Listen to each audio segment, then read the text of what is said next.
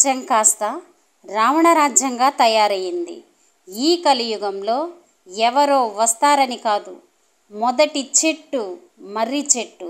మీ చుట్టుపక్కల ప్రాంతంలో కానివ్వండి, ఊరికి దూరంగా కానివ్వండి, ఎక్కడ ఉన్నా సరే అంతం చేసేయండి.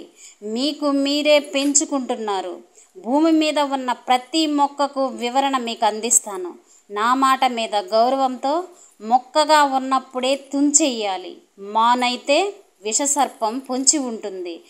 నేను అన్ని వివరణ ఇచ్చే లోపల రావణ రాజ్యం కాకుండా రామరాజ్యం అయ్యేలా చేయండి.